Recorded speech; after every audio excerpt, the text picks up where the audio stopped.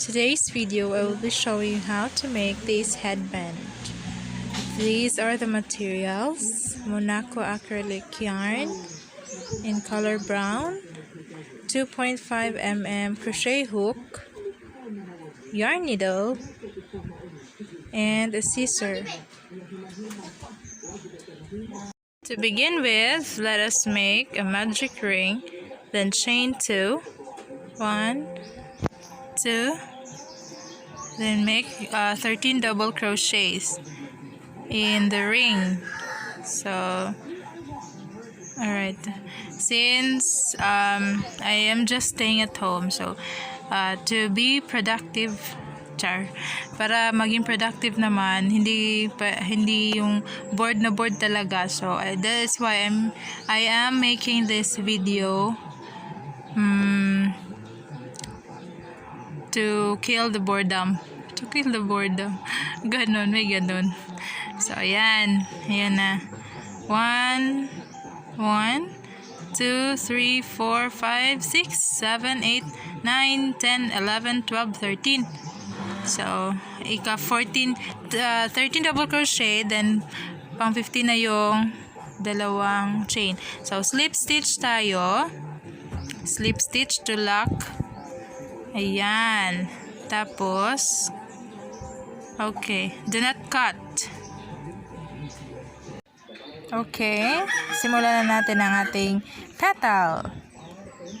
Chain to 1, 2, then make a 2 double crochet in the same stitch. Okay, next is 2 treble crochet in the same stitch pa rin. Ayan, 1 treble crochet. Next, second treble crochet. Okay, alright. So, ayan. The next, double crochet naman. Dalawang double crochet. Okay, in the same stitch pa rin. And then, 1/2 double crochet.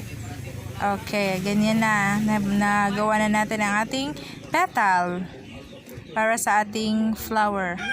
Next is slip stitch to the next stitch. Slip stitch. Ganyan. Slip stitch again to the next stitch. So, dito na magsimula ang ating ikalawang petal. So, magiging 6 na petal. 1, 2. Alright. So, same process lang. 2 double crochet. 2 chains. Then, 2 double crochet in the same stitch. Okay. So, ganyan lang.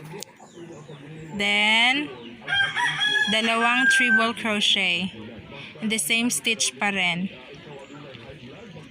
1 treble crochet, 2 treble crochet. Next, 2 double crochet. Alright. Okay, then 1/2 double crochet. 1/2 double crochet. Ayan. Isang double crochet, isang half double crochet.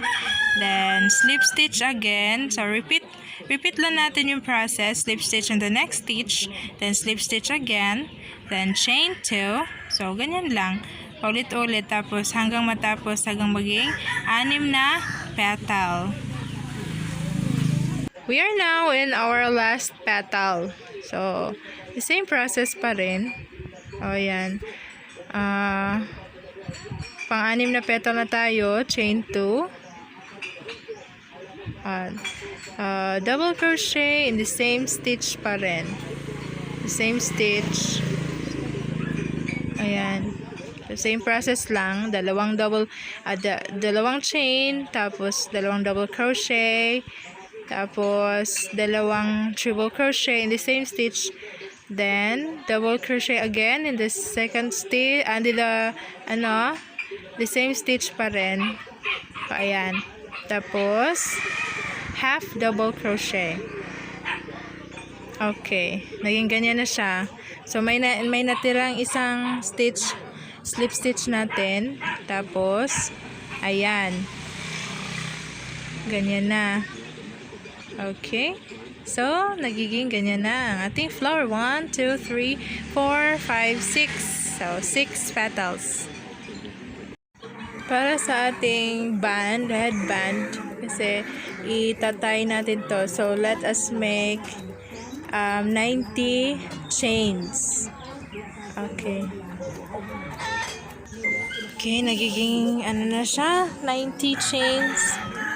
Okay, yan na.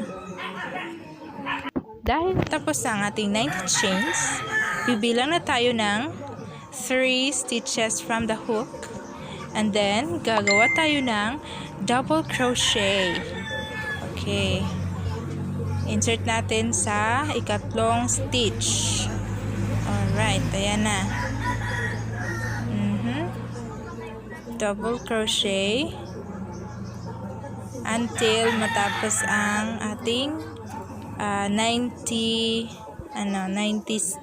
chain.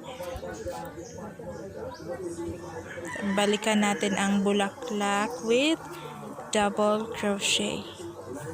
Dahil headband ito, kailangan malapad siya para itay natin sa ating ulo. Pwede ito sa mga bata o mga adult. Okay, continue lang what you're doing. Okay, we are almost done for our headband. Malapit na tayo sa ating bulaklak. Ito yung first on other side of the band. So, later on, papakita din natin kung paano gawin yung other side. So, ganyan, continue lang. Okay. Slip stitch. Ayan, slip stitch tayo sa pinakadulo. Maging ganyan na siya.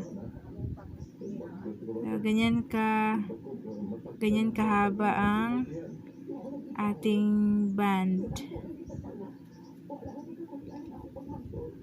Okay.